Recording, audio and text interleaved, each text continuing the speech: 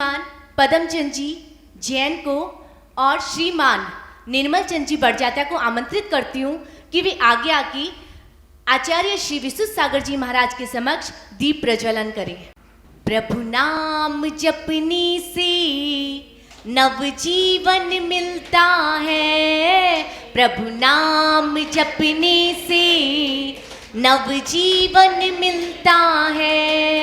सरल स्वभावी धार्मिक प्रवृत्ति की महिला श्रीमती संगीता सेठी को आगे आमंत्रित करती हूँ कि वे मंगलाचरण करके आज का प्रोग्राम आगे बढ़ाएं। बोला चिंतामणि पार्श्वनाथ भगवान की। गुरुवर प्यारे पार लगा लगा लगा तेरे दर्शन को आए हैं आज, तो दर्शन तो दिखा। गुरुवर प्यारे पार लगा लगा लगा तेरे दर्शन को आए हैं आज, तो दर्शन तो दिखा। इस दुनिया में बहुत फिरे हैं, नहीं मिला है किनारा। चलते चलते थक गए गुरुवर, दे दो हमें सहारा। ओहो इस दुनिया में बहुत फिरे हैं, नहीं मिला है किनारा। संयम सौरभ साधना जिसका करे गुणगान, संयम सौरभ साधना जिसका करे गुणगान, त्याग तपस्या की धनी अरिचित सागर नाम। वाकई में वे जीव बहुत ही पुण्यात्मक है जो इस घोर पंचम काल में, जहाँ व्यक्ति दुखों से घिरा हुआ है, उस घोर पंचम काल में हमें ऐसे मुनि श्री अरिचित सागर जी के कंठों से, जिनके कंठों में सरस्वती माता विराजमान है, जो जिनवाणी माँ की गोद में बैठे हैं, ऐसे मुनि के हमें उपदेश सुनने को मिल रहे हैं, प्रवचन सुनने को मिल रहे हैं। मैं सभी ने नर्म निवेदन करती हूँ हमारे पूरे समाज की तरफ से, तिनसुकिया समाज की तरफ से, कि हमें अपने कंठों से जो आप उपदेश देंगे हमारी धार्मिक प्रवृत्ति बढ़े और हमें आप अपने उपदेशों से तृप्त करें। नमोस्तु गुरुदेव, नमोस्तु गुरुदेव, नमोस्तु। नमः सिद्धिभ्यः।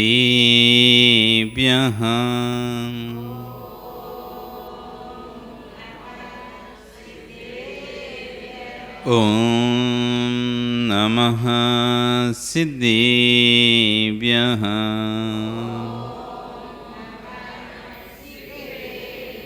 ॐ नमः सिद्धिभ्यः।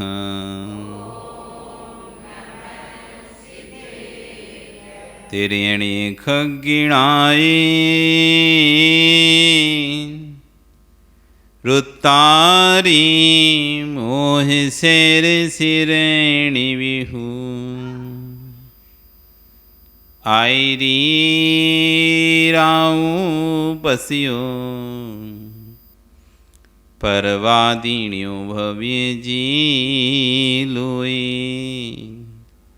नमो अरिहंताणं नमो सिद्धाणं नमो आयरियाणं नमो वज्रायाणं नमो लोये सव्यसाहुणं। बोले अनंत अनंत से परमेष्ठी भगवान की, आदिरम आदिनाथ भगवान की, वर्तमान शासन महावीर भगवान की, आचार्य कुलभद्र स्वामी महाराज की, आचार्य गौर श्री अक्षर विशुद्ध सागर जी महाराज की, अहिंसा में विश्व धर्म की।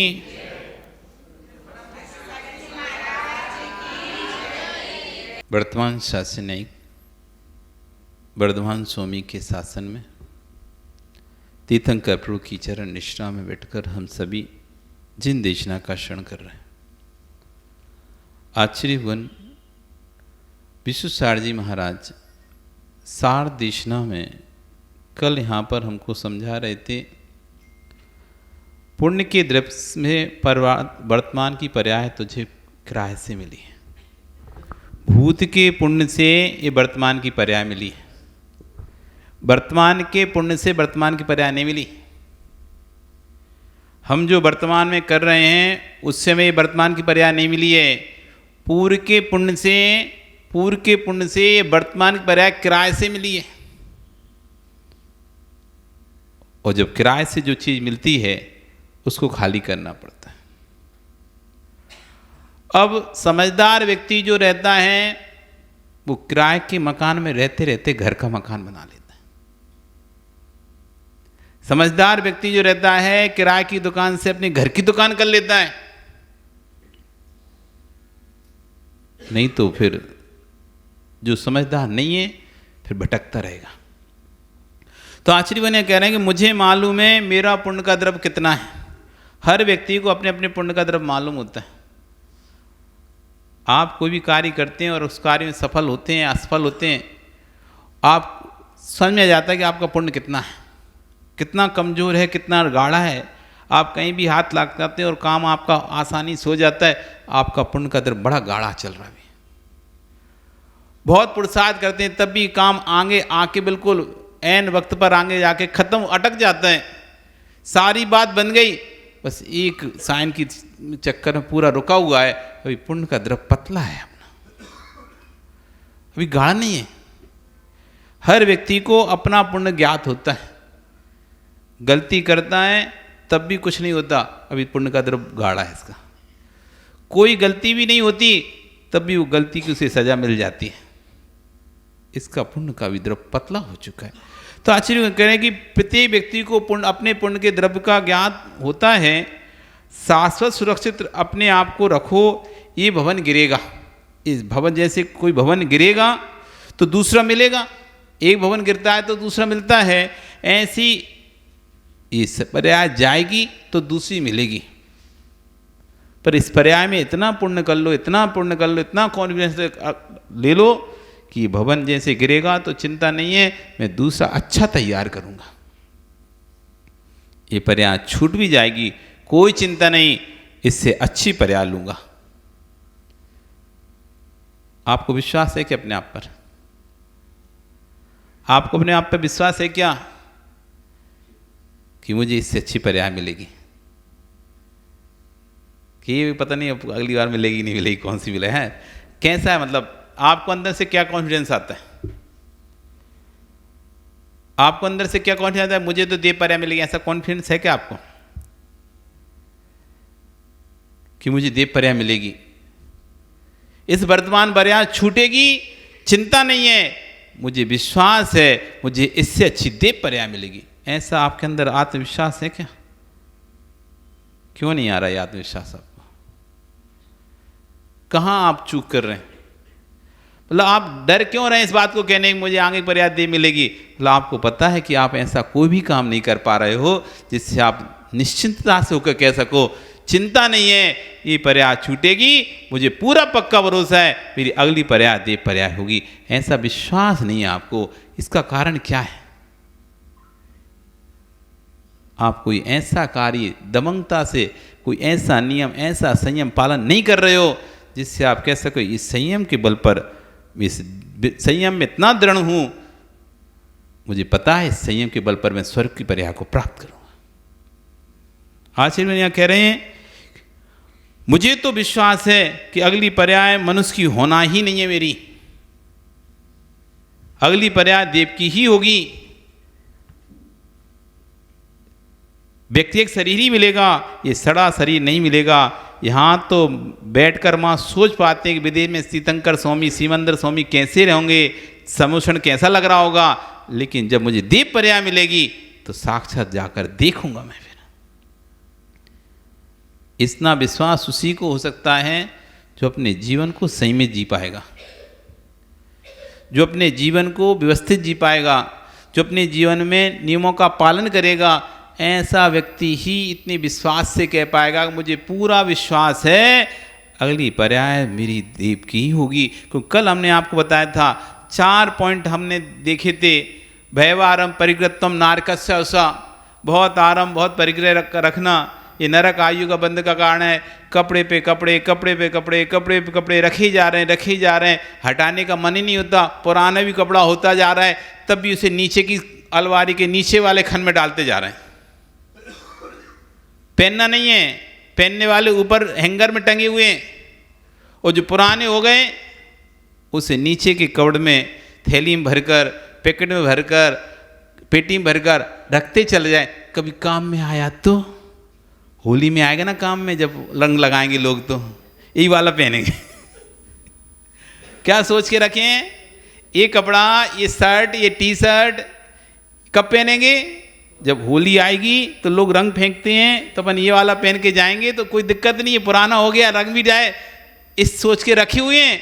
और तुम सोच ही रहते हो होली में पहनेंगे, और जब तक तुम पहनते उससे पहले ही नए कपड़े पे किसी ने रंग डाल दिया, अगले साल के लिए फिर से एक कपड़ा और तैयार हो गया। वो तो रखा ही रह गया, अब क्या निकाल लेंगे? अब इसी कपड़े पे रंग आ गया तो सोच रहे थे कि वो वाला कपड़ा निकाल के पहनेंगे, तब तक किसी ने उस नई कपड़े पर होली पर रंग डाल दिया। अब एक जोड़ी और तैयार हो अगले साल के लिए, अब वो तो रखा ही है, एक कपड़ा और हो गया, ये अगले साल होली पे अब ये पहने। रखे जा रहे हैं, घर में सामग्रियां रखे जा रहे हैं, रखे जा रहे हैं, रखे जा रहे हैं, कई अंत ही नहीं है हमारा। एक सामग्री हमको मिल जाती है और बदले में दूसरी मिल जाती है, तब भी पहली सामग्री छोड़ने का मन ही नहीं होता।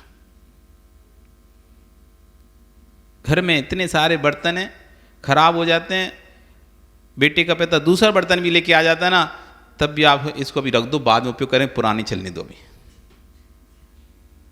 पुरानी चलने दो। वस्तु के बदले में वस्तु आ रही है, तब भी हमारा मन नहीं होता कि पुरानी को हटा दें। हमारे पास उतना ही रहेगा ना, कोई कमी तो थी नहीं। एक खराब हुई, उसके बदले में दूसरी आ गई। अब फर्ज क्या बनता है हमारा? जो खराब हो उसको तुरंत हम हटा दें।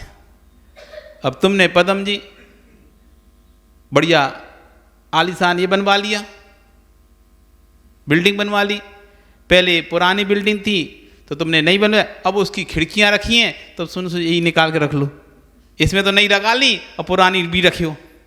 जब नई लगा ली है तो पानी हटाना चाहिए था, नहीं हटाना चाहिए था। नया तुमने सोचा कि हम नया सेट ला दे रहे, पूजन का सेट ला दे रहे, नया बर्तन का सेट नया ला दे रहे, हर सेट आप नया ले आए, टेबल नहीं ले आ रहे, कुर्सी नहीं ले आ रहे, आपका फर्ज बनता है कि अब पुरानी कुर्सी हटा दी जाना चाहिए। नए कपड़े ला दिए तुमने मंदिर में, नए कपड़े पहने, सब लोग साफ कपड़े पहने, पर्यूषण में आपने नए कपड़े निकाल दिए, तो तुरंत पुराने कपड़ों को हटा देना चाहिए। परिग्रह बढ़ता ही जा रहा है, पुराना अपनी जगह रखा हुआ है, नया और लाता जा रहा है, नया खुलता जा रहा है, नया खुलता जा रहा है, पुराना पड़ा हुआ है, पड़ा हुआ, पड़ा हुआ, ऐसे करते करते ढेर लगता जा रहा है। हम ये समझ नहीं रहे, ये बहव आरंभ परिग्रह है। बहुत परिग्रह हमारा बढ़ता है, हमको पता ही नहीं चल रहा, हमको समझ नहीं आ रहा हम कैसे परिग्रह के निकट जा रहे हैं। जितना जितना परिग्रह, जितना जितना वजन, उतना उतना वस्तु नीचे। क्या पन्ना लाल जी, कितने घर हैं? दुकान, एक दुकान एक घर। पहले छोटा सा स्थान था, फिर धीरे धीरे बड़ा करते गए, बड़ा करते गए, और बड़ा करते जाओगे, और अच्छा बगल वाला मिल जाएगा तो छोड़ दोगे कि ले लोगे? हैं? ले लेंगे ना, मिलेगा तो मना कर देंगे उसको, नहीं नहीं चाहिए। हैं? इतने में चल रहा है ना, अभी मिल नहीं रहा ना, इसलिए चल रहा है। जिस दिन पता चल जाए, पड़ोसी हुलास जी आए क्या, हुलास जी बेच रहे हैं अपनी गोडाउन, एड़ी चोटी का जोड़ लगा दोगे, मिल जाए तो 100 हो जाएगा, 100 हो जाएगा। अभी हमको लगता है कि जरूरत नहीं है, लेकिन जैसे ही हमें कोई चीज मिलने की उम्मीद होती है तो पता चल जाता है जरूरत है कि नहीं हमें। सुसुप्त हमारा मन है, आपको लगता है कि हमारा तो बस हमारा घर ही परिग्रह है, बस और तो कोई परिग्रह का हमको दोष ही नहीं ले रहा है, लेकिन जगत में जितने भी घर हैं सबका परिग्रह का दोष आपको लग रहा है। हाँ, क्यों लग रहा है भाई हमारे को? इसलिए लग रहा है, आपको लगता है कि मुझे तो इस मकान से कोई मतलब ही नहीं है, लेकिन भैया जैसी उस मकान से संबंधित कोई बात होती है, पड़ोसी मकान, अपन लगता है हमारे पड़ोसी मकान से क्या करना है हमको, लेकिन जैसे ही पड़ोसी मकान के बिकने की बात होती है, एक मन अपने मन में आता है मैं खरीद लूँ इसे, ये मुझे मिल जाए। अभी तो राग था ही नहीं, अचानक बात चढ़ी तो हमारा भी राग हो गया। यदि हमारे बजट में रहेगा, मेरे बजट में रहेगा तो इसको मैं खरीद लूँगा। और मान लो कोई कह दे कि आप तो छोड़ो, हम आपको ऐसी चाबी दे दे रहे अपने घर की, फिर बताओ तुम कहोगे कि अनिल कि रहने दो मत दो, हमारा तो नियम है, हमारे घर पर्याप्त है। हाँ भैया दे जाओ। जब फ्री में दे रहे तुमने क्या जा रहा है, फ्री में दे रहे हो, हमारा क्या जा रहा है। ये हमारा राग त्रैकालिक राग चलता है। उल्लास जी सो तो नहीं रहे? ऐसा सुना है कि जितना ये बाजार में दिख रहा है ना, ये सारा बाजार तुम्हारा ही था। गलत है कि सही है? जितना भी ये बाजार दिखाई दे रहा है, मंदिर से लेके इधर, आगे पीछे ऊपर नीचे, एक समय ऐसा था वो सब आपका था। धीरे धीरे बेचते बेचते, दुकानें बेचते बेचते, ऐसा ही क्या कितना था आपका? कुछ प्रॉपर्टी थी कि नहीं यहाँ पे? और कोई नहीं था? किसी का मकान किसी ने बेचा आज तक? बिका किसी का? बिक गई ना। कौन सी, कहाँ बिक गई? आपकी उल्लास जी बिक गई क्या? तुम्हारी बिक गई का? किसकी बिकी? बगल वाले पड़ोसी बिक गई। आपने कोई बेचा क्या प्रॉपर्टी? नहीं बेची अभी तक? खरीदी है? किसी ने कोई प्रॉपर्टी नहीं बेची अभी तक? चलो कोई बात नहीं, गांव की तो बेची होगी, गांव की तो बेच के आए होगे। पुराना बेची क्या? गांव की बेची ना, यहाँ आ गए। अब भैया अनिल गांव की बेच दी, पैसा लिया कि नहीं लिया? उससे ले लिया, जितना चाहिए तो उतना ले लिया, जितने बेची थी। अब तो तुम्हारी नहीं है ना, वो दूसरी की। बहुत बढ़िया, अनिल जी की प्रॉपर्टी नहीं। लेकिन तुम एक दिन, कौन सा गांव है? गुना, एमपी में है, हमारे पड़ोसी हैं। गुना गए और पदम जी को ले गए साथ में। और जैसे ही पदम जी को लेके गए, ये मेरा मकान था। हमने बेच दिया, पर ये मेरा मकान था। आज नहीं बेचा होता तो आज इतना बड़ा। आप कई बार आप रोते हो। किस बात पे रोते हो?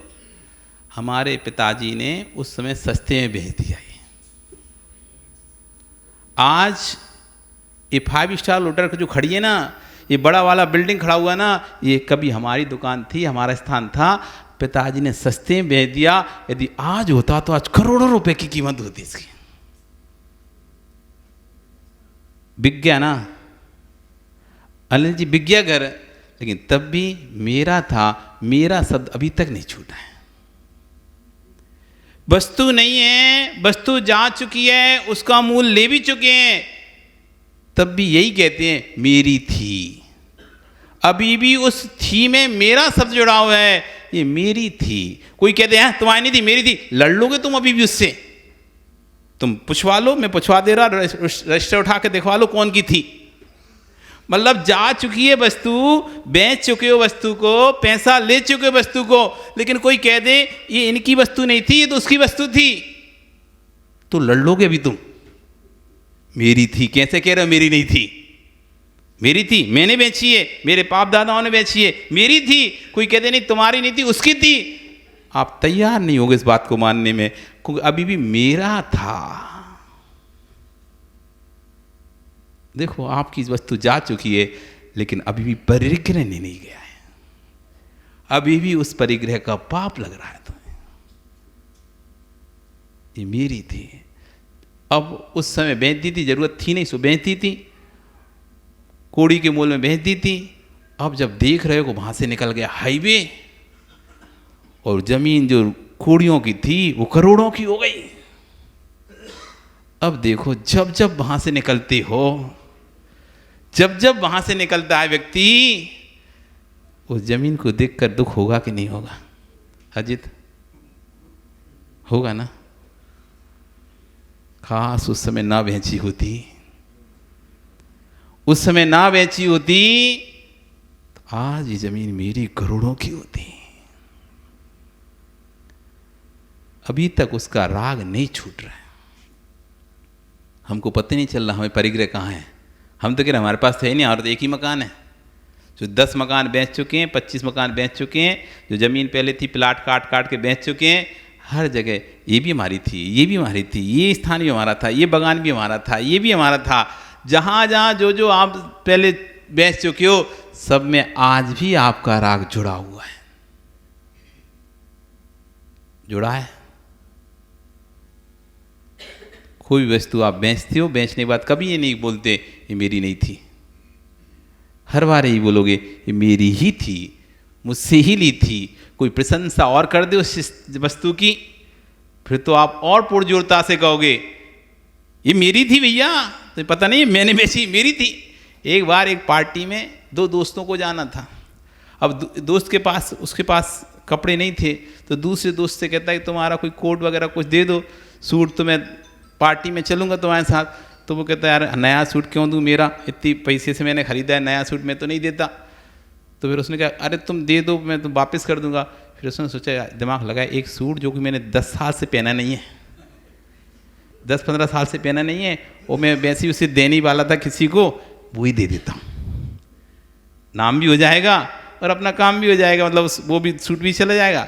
अब भैया उसने पहन लिया, दे दिया उसको। उसने कहा भैया तुम एक ध्यान रखना, पर तुम किसी से कहना नहीं तुम्हारा सूट है ये, अरे इंसल्ट हो जाएगी ना पार्टी में। अरे मैं क्यों कहूँगा, मैं तो वैसे ही इसको हटाने वाला था, छोड़ने वाला, मुझे को मतलब नहीं इस सूट से, तुम लो। और उसने उसको सूट दे दिया। अब ये उसने सूट पहना। अब ऐसा है कि हर व्यक्ति के शरीर पर हर वस्तु जमती नहीं है, और किसी के ऊपर ऐसी जमती है, कपड़े भी व्यक्ति को देखकर जमते हैं। हाँ, अब उसको जब वो पहनता था, जिसका सूट था, जब वो पहनता था, कोई भी उसको 1% भी किसी ने नहीं बोला था बहुत अच्छा है। लेकिन इसकी कट काट ही अच्छी थी। उस कट काटी के अनुसार वो सूट ऐसा सूट करा उस पर कि वो सूट उसके जो नए सूट से ज़्यादा सुंदर लग रहा था।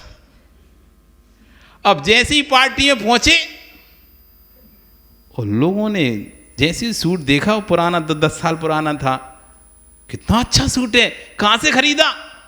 ये नया सूट पहन के गया था दूसरा, उससे कोई पूछ नहीं रहा। और वो पुराने सूट का पूछ रहा है तुमने कहाँ से खरीदा, कितना अच्छा सूट था। उससे रहा नहीं गया, बगल में वो मेरा सूट है,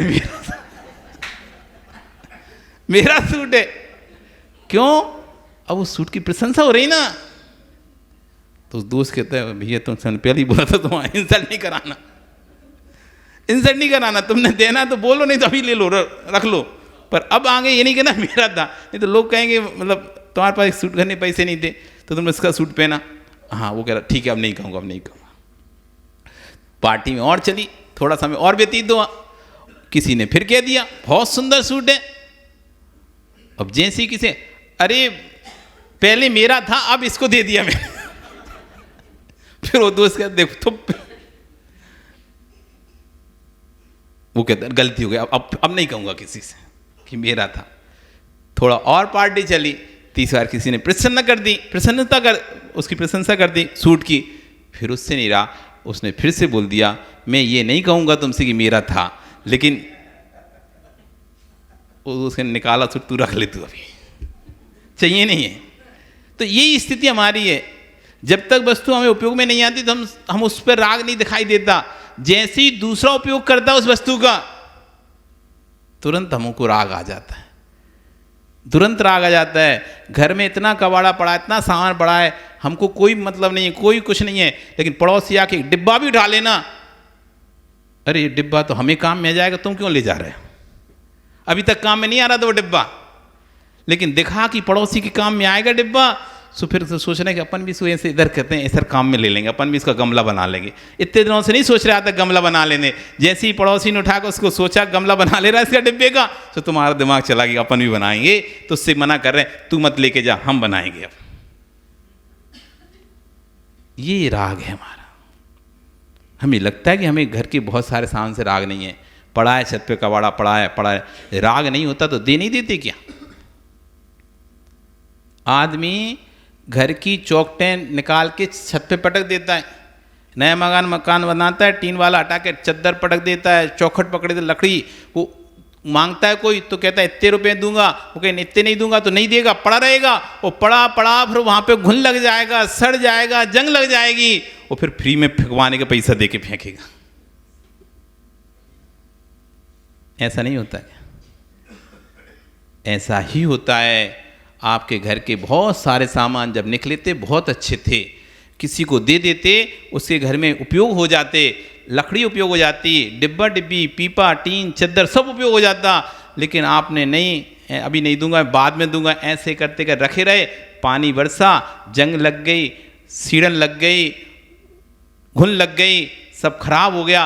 अब कह रहे भैया तू ले जा, इन्हें जला लेना कहीं पे। अब डबल हिंसा कर रहे हो।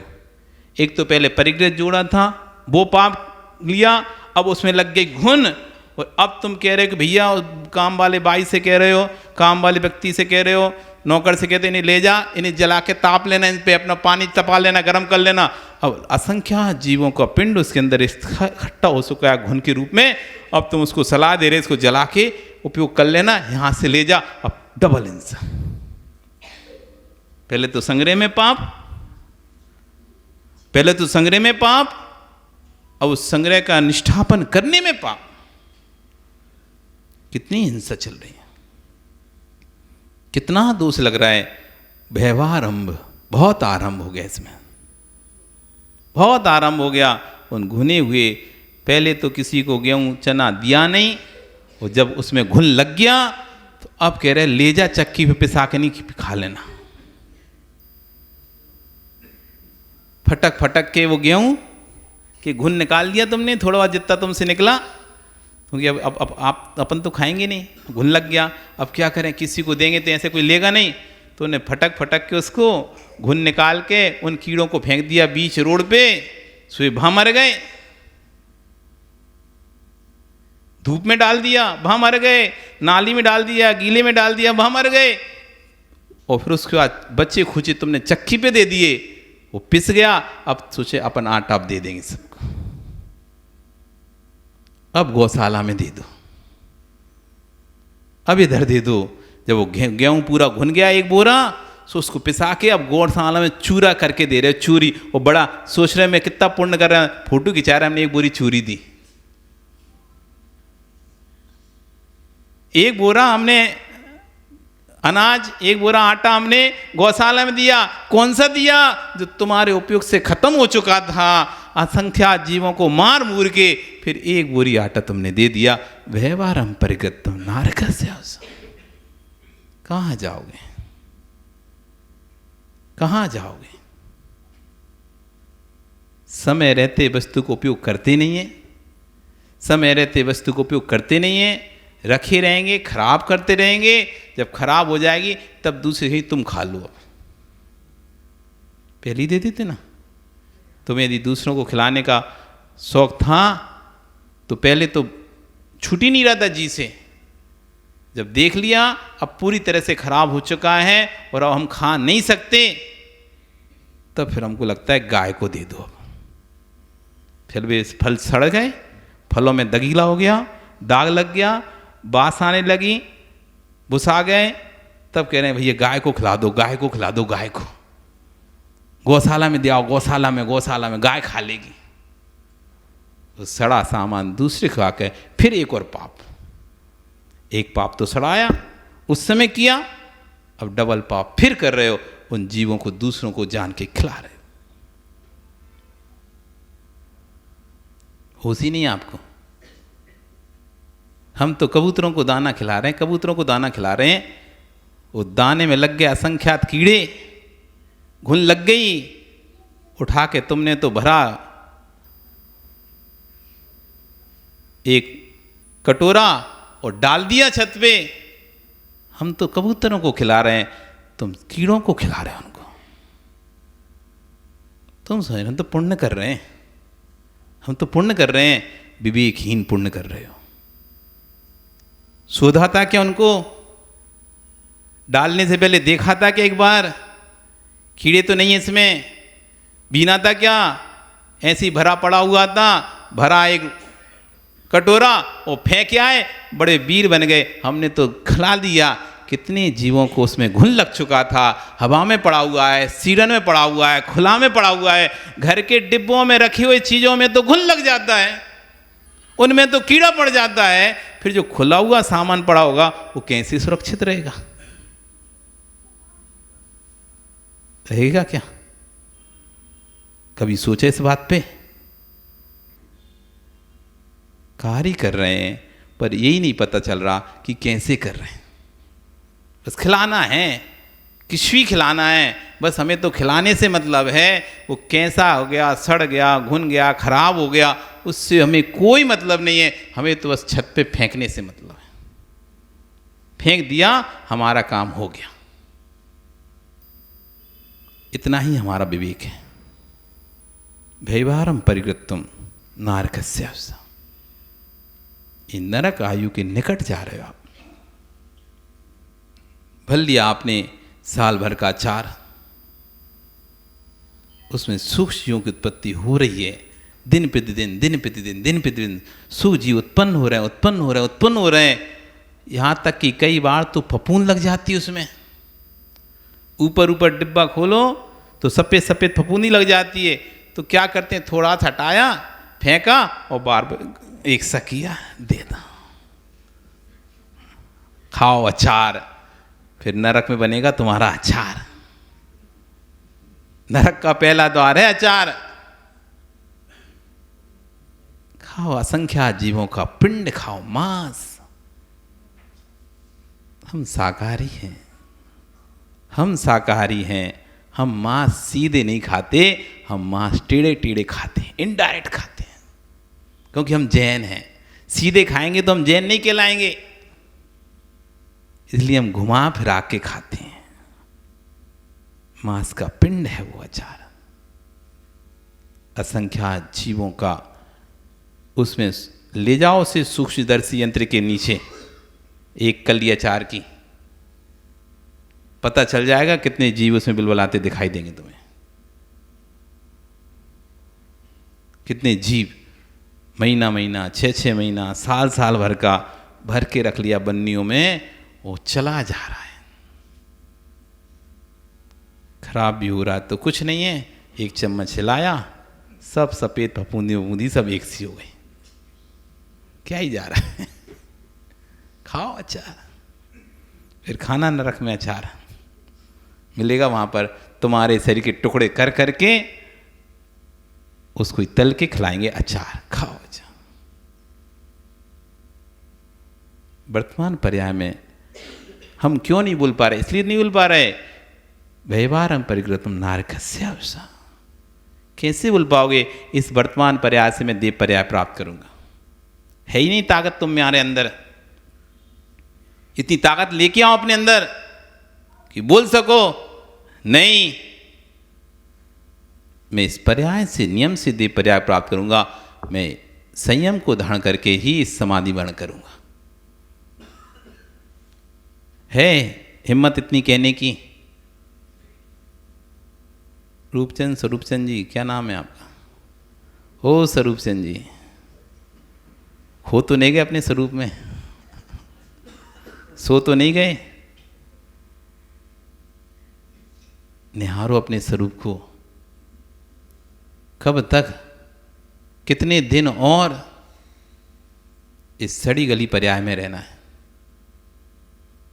इसके बाद कौन सी पर्याय मिलने वाली है, उससे विचार करना शुरू कर दो आज से। योजनाएं बहुत बनाते हैं, अगले साल ये करेंगे, उसके अगले साल ये करेंगे, शिखर जी जाएंगे, वहाँ ये तीर्थ यात्रा करेंगे, ये यात्रा करनी हुआ। तो ऐसी योजनाएं बना लेते हैं, साल भर की, 2 साल पुरानी, आगे तक की। एक योजना ये भी तो बनाओ ना। इस पर्याय को छोड़कर हम कौन सी पर्याय में जाएंगे? वहाँ का टिकट बुक कराते हैं, रिजर्वेशन है। कहाँ का रास्ता दिखाइए। भगवान ने दिखाया, उनकी नहीं सुनी, हमारी क्या सुनोगे तुम? बेचारे वे दिखा दिखा के चले गए। था वीर ने उपदेश मुझको सुनाया, मैंने सुना पर गुना ना।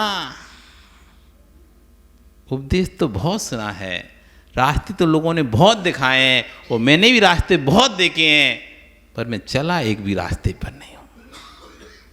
यदि चल गया होता रास्ते पर तो दृढ़ता से कह सकता था मैं रास्ते पर चल चुका हूं, मुझे मंजिल जरूर मिलेगी। हम रास्ते पर चलना ही नहीं शुरू करते, बस बहाना करते, महाराज जी अब शरीर साथ नहीं देता, महाराज जी अब उठते बैठते नहीं बनता, महाराज जी क्या करें, अभी जिम्मेदारी और हैं वहाँ की, क्या करें, अभी बेटा बहू नहीं मान रहे हैं, इन बेटे बहू से पूछ लेना, जिस दिन हाथ पैर चलना बंद हो जाएंगे उस दिन भी क्या ऐसे ही व्यवहार करोगे जैसा आज कर रहे हो। जिन बेटे बहू के राग में आप अपने घरों में बैठे हो ना, सोच रहे हो बड़ा प्रेम कर रहे हैं, बड़ा स्थान दे रहे हैं, जब तक तेरा हाथ पैर चल रहे हैं, जब तक शरीर चल रहा है, विश्वास मान लो आपका, जब तक शरीर चल रहा है, हाथ पैर चल रहा है, सब तुम्हें अपने दिखाई देंगे। जिस दिन हाथ पैर चलना बंद हो जाएंगे ना, फिर तुम्हें हकीकत समझ में आएगी, तब तक बहुत देर हो चुकी होगी। अभी तो कह रहे हैं महाराज जी बेटा नहीं मान रहा, बेटा नहीं मान रहा, बहू नहीं मान रहे, मना कर रहे हैं, नहीं जाना नहीं जाना, अभी घर में ही रहो, कमी थोड़ी ना है कोई, यहीं रहो। जिस दिन हाथ पैर चलना बंद हो जाएंगे, खकारना शुरू कर दोगे, खांसना शुरू कर दोगे, पिताजी शांति से बैठे रहो, हमसे बस की नहीं तुम्हारी इतनी सेवा करने की। अब आप ऐसा करो, महाराज जी के पास चले जाओ, कौन सेवा करेगा यहाँ पे, वहाँ जाओ दीक्षा ले लो, कम से कम सेवा होती रही, समाधि मरण हो जाएगा आपका। फिर ऐसे बोलेंगे अब मुनिराज के पास चले जाओ, वहाँ तुम्हारा समाधि मरण हो जाएगा, वहाँ सब लोग तुम्हारी सेवा भी करेंगे, नमकार भी सुनाएंगे। अब यहाँ कोई नमकार सुनाने वाले नहीं है, मैं तो घर पे रहते नहीं हूँ बेटा, कोई घर पे रहते नहीं, हम क्या सुनाएंगे तुमको, इसलिए आप एक काम करो मुनिराज के पास चले जाओ। अब आखिरी में चले जाओ, जब पूरा निचोड़ लिया, पूरी अच्छी तरह से निचुड़ गया, अब बचा है कुछ नहीं, अब उसको फिर मुनिराज के पास भेज दो, अब क्या ही मिलेगा।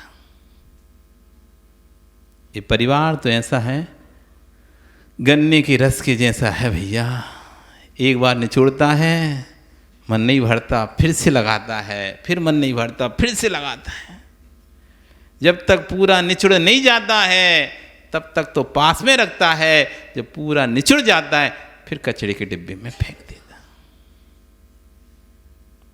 यही स्थिति होनी है, हम सबकी होनी है। समय रहते संभल गए तो ठीक है, नहीं तो स्थिति उसी गन्ने के छिलके जैसी होनी है, जैसे एक बार नहीं, दो बार नहीं, तीन बार, बार बार लगा के निचोड़ा गया, निचोड़ा लगाया, जब आप आखिरी में समझ में आ गया अब कुछ नहीं बचा इसमें, अब फेंक दिया, अब तू गाय खा। और गाय भी सूंघ के कह रही हम नहीं खा रहे ऐसे,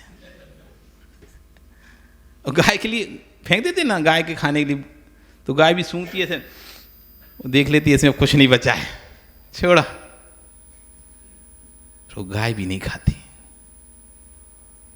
इसलिए जब तक यावत शरीर स्वस्थम, जब तक शरीर स्वस्थ है, इंद्रियां काम कर रही हैं, बुद्धि विवेक चल रहा है, तब तक अपना कल्याण कर लो। फिर जब दिमाग काम करना बंद हो जाएगा, विस्मरण शक्ति बढ़ जाओगी, भूल जाओगे, याद ही नहीं रहेगा, सटक जाएगा दिमाग, तब कोई भी तुम्हें झेलने वाला नहीं।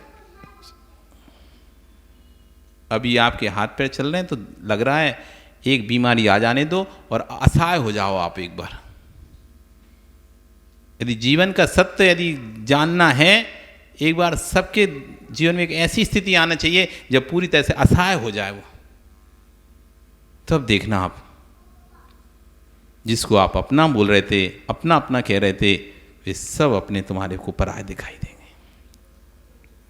उस समय तुम सोचोगे, उस समय तुम बिलखोगे, हाय हाय हाय, मुझे कितना समझाया था, जब मेरी प्रयास स्वस्थ थी, जब मैं स्वस्थ था, उस समय समझाया जा रहा था, तब मैं इनके राग में अपना कल्याण नहीं किया और आज इन्होंने ही मुझे छोड़ दिया। ये होता है भाई। होता है। बिरले कोई जीव हैं जिनका बुढ़ापा अच्छे से निकल जाए, नहीं तो बुढ़ापे में जहाँ हाथ पैर चलना बंद हुए और वहाँ स्थिति खराब। आप अपना नहीं देख पा रहे तो दूसरों का बुढ़ापा देख लो, अपने घर को नहीं देख पा रहे, अपने आप को नहीं देख पा रहे तो दूसरे घरों में जाकर बुजुर्गों की हालत देख लो। कानों से नहीं सुनना कम हो गया तो एक बार में नहीं सुन पाते, 2 बार में नहीं सुनना, चिल्ला के फिर बोलते हैं तीसरी बार में। एक बार में धीरे से बुलाएगा बेटा, 2 बार में बुलाएगा बहू, नहीं सुन पाए तुम, कान कमजोर हो गए, नहीं सुन पाए तो तीसरी बार ऐसे झुलझा के सुनाई नहीं देता क्या, कब से बोल रहे हैं तुम? कहो नहीं सुनाई तो देता, वो सुनाई नहीं आया हमें। तो ऐसे बोलोगे ऐसे भीगी बिल्ली जैसे, वो सुनाई नहीं आया। स्थिति की नहीं देखी ऐसी, अब भी नहीं आ रहा, अब भगवान नहीं आएंगे। कैसे बज्जर के हो तुम? बुरी नहीं लग रही? नहीं लग रही बुरी? एक बार बुरी लग जाती, बुरी नहीं लग रही। यही तो है पंचम का, बुरी नहीं लगती, बाकी सब बातें बुरी लग जाती हैं, ये बुरी नहीं लगती। महाराज ऐसा कह रहे हो, अब तो मुझे रहने नहीं है, मुझे बहुत बुरा लग रहा है, अब तो मैं अपना कल्याण करूंगा। बुरी लग रही है हो झांझरी जी? नहीं लग रही बुरी? बुरी सी लग रही है, बुरे से लग रही कि बुरी लग रही? बुरी नहीं लग रही ना, बुरी लगी नहीं है। जैसे कोई चीज़ बुरी लग जाती ना आपको, फिर नहीं करते, बुरी लग जाती फिर नहीं करते दोबारा से। एक बार बुरी तो लग जाए आपको इस संसार की बातें, छोड़ दोगे घर। भगवान की पितवा के आचार्य वन कह रहे हैं, अपनी अगली पर्याय को निहारो, व्यवहारम परिग्रतम नारकस्यावसा। जितना आराम परिग्रह संचय करोगे, जितना आराम परिग्रह संचय करोगे, नरक आयु के निकट जाओगे। वस्तु जैसे जैसे भारी होती है वैसे वैसे नीचे जाती है, सिद्धांत है। जैसे जैसे वजन बढ़ेगा वैसे वस्तु अर्धोगामी होगी, और जैसे जैसे वस्तु हल्की होगी वस्तु ऊर्ध्वगामी होगी। वस्तु जैसे जैसे भारी होगी अधोगामी होगी, और वस्तु जैसे जैसे हल्की होगी ऊर्ध्वगामी होगी। अब आप देख लो, आपको अधोगामी होना है कि ऊर्ध्वगामी होना है, जैसा होना है, अगली पर्याय जैसी तैयार करनी है वैसी कर लो। आपका समय हो गया, कल फिर आओगे, पर्याय रही तो फिर चर्चा करेंगे। बोली भगवान महावीर स्वामी की।